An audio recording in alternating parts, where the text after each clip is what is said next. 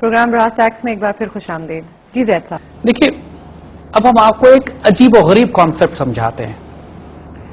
اس کو سمجھنے کے لیے یہ جو ماڈرن بینکنگ جس پہ بیس کرتی ہے یہ اتنا غیر معمولی تصور اور اتنا خوفناک تصور اور اتنا ناپاک تصور ہے کہ اس کو ہمارے ہاں کے اسکالرز بھی ٹھیک سے نہیں سمجھ پائے کہ یہ کس طریقے سے یہ سسٹم آپریٹ کرتا ہے اور اس کے اثرات کیا ہوتے ہیں. ہم آپ کو ایک چھوٹی سی مثال دے کے پہلے ایک ہائپوتھیٹیکل مثال دیتے ہیں لیکن وہ ایگزیکٹ مثال ہے جو آج کل دنیا میں ہو رہا ہے. دیکھیے مثال کے طور پر ایک گاؤں میں ایک بینک جاتا ہے, ایک شخص جاتا ہے اور بینک کھولتا ہے اور کھڑکی اور دکان لگا کے بیٹھ جاتا ہے کہ میں ایک بینک ہوں.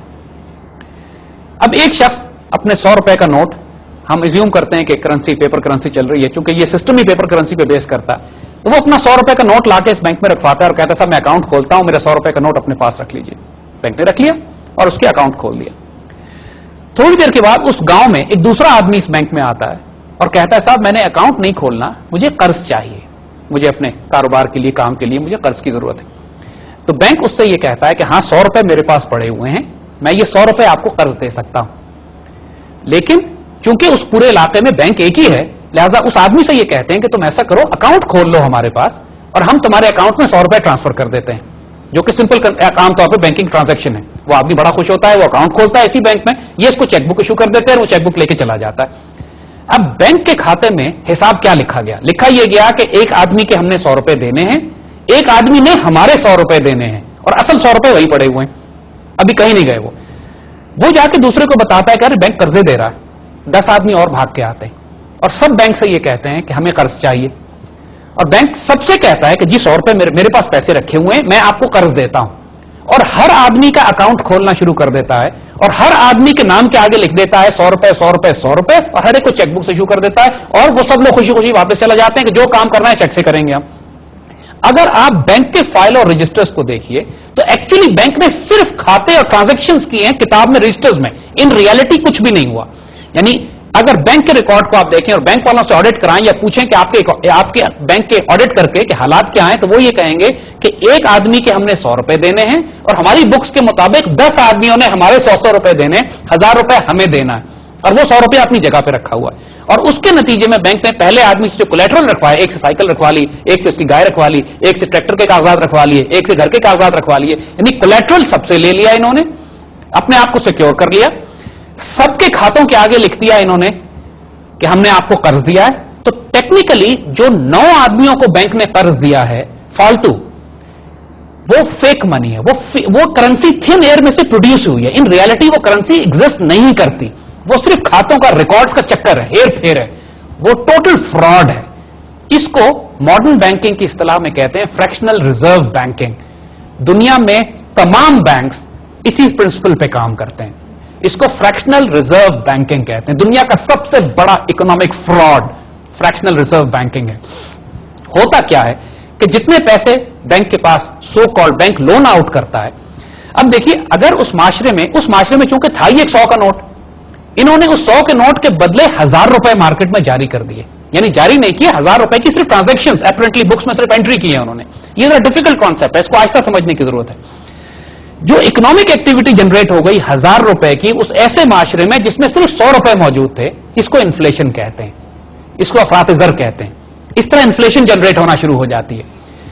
ایک طرف تو بینک نے یہ کیا کہ پورے گاؤں کی اصل دولت یعنی کولیٹرل رکھوا لی ہر چیز جو گاؤں میں لوگوں کے پاس موجود تھی, پھر ان کو قرض اس پیسے کا دیا جو نہ حقیقت میں کاغذ کا نوٹ بھی وجود نہیں رکھتا, یہاں پر پرنٹڈ بینک نوٹ بھی نہیں ہے یہاں پر, یہ صرف الیکٹرانک منی یا پھر ایک حساب کھاتے دار ہے, کھاتے اکاؤنٹنگ ہے جس کے چکر میں ہیر پھیر میں انہوں نے اتنے سارے لوگوں کو مقروض کر دیا. جو امریکن بینکنگ سسٹم تھا ایگزیکٹلی اسی پرنسپل پہ کام کرتا تھا. تو ہوتا یہ تھا کہ جب مختلف فریکشنل ریزرو کے ریٹس مختلف ہیں, بعض جگہ 7 گنا رقم آپ یہ بینک جو ہے قرض دیتے ہیں, بعض جگہ 33 گنا رقم بھی قرض دیتے ہیں. تو نتیجہ یہ ہوا کہ فار ایگزامپل اگر امریکن کے کسی بینک میں ایک آدمی $100 رکھواتا ہے جا کے, تو وہ امریکن بینک اس کے مقابلے میں $3500 تک لوگوں کو قرض دے سکتا ہے اس $100 کے اگینسٹ. خدا کی پناہ, یہ کیسے کرتے ہیں کہ $100 کے اگینسٹ میرے پاس 100 روپے ہوں اور میں $3000 کسی کو کیسے قرض دے سکتا ہوں. لیکن یہ ایسا جادو ہے کھاتوں کا. نتیجہ یہ ہوا کہ انہوں نے جب یہ دیکھا کہ اس میجیکل سسٹم سے ہم کام چلا سکتے ہیں, تو انہوں نے پرنٹڈ بینک نوٹ چھاپنے بھی بند کر دیے. یعنی پہلے تو یہ تھا نا کہ سونا غائب کر کے انہوں نے جعلی رسیدیں نکالی, بینک نوٹس نکالے. پھر انہوں نے فریکشنل ریزرو سسٹم کے ذریعے جب یہ دیکھا کہ ہمیں تو کاغذ کے نوٹ کی بھی ضرورت نہیں ہے اور صرف ہم کھاتے داری کر کے اور انٹری کر کے رجسٹر میں لوگوں کو یہ کنوینس کر سکتے ہیں, اور انہوں نے لوگوں کو کنوینس کرنا شروع کیا کہ آپ چیکس استعمال کریں. یعنی چیکس استعمال کرنے کا مطلب ہے کہ ساری پیمنٹ چیک سے کریں. اس میں کرنسی نوٹس کا استعمال ختم ہو گیا. پھر انہوں نے لوگوں سے کہا کہ کریڈٹ کارڈ استعمال کریں, اس میں کرنسی نوٹ کا استعمال ختم ہو گیا. پھر انہوں نے لوگوں سے کہا کہ ڈیبٹ کارڈ استعمال کریں, اس میں کرنسی نوٹ کا استعمال ختم ہو گیا. یعنی فرام گولڈ آپ موو کیے رسیدوں پہ, پھر آپ رسید کی رسید پہ آئے یعنی چیک بک, پھر آپ نے رسید کو الیکٹرانک کر دیا کریڈٹ کارڈ, پھر آپ نے رسید کو مزید الیکٹرانک کیا ڈیبٹ کارڈ, اور اس کے بعد یعنی جب یہاں تک اکانومی آ گئی تو ایک ایسی اکانومی بن گئی جس میں کیش استعمال نہیں ہو رہا ہے لیکن اکانومی ملٹیپلائی کر رہی ہے. ان ریالٹی کرنسی غائب ہو چکی ہے بیچ میں سے. امریکن اکانومی جو امریکن حکومت پر آج قرض ہے وہ $75 ٹریلین ہے. $75 ٹریلین کا فگر سمجھتے ہیں آپ, 75,000 ارب ڈالر امریکن حکومت پر, امریکن قوم پر قرض ہے اسی فریکشنل ریزرو بینکنگ سسٹم کی وجہ سے. مگر جو پرنٹڈ بینک نوٹس ہیں یعنی جو امریکن فیڈرل ریزرو نے آج تک بینک نوٹ پرنٹ کیے ہیں وہ $4 ٹریلین سے زیادہ نہیں ہے. جب بینک نوٹ $4 ٹریلین کے آپ نے پرنٹ کیے ہیں تو $75 ٹریلین کا قرض کیسے چڑھ گیا قوم کے اوپر؟ تو باقی کون سی کرنسی ہے؟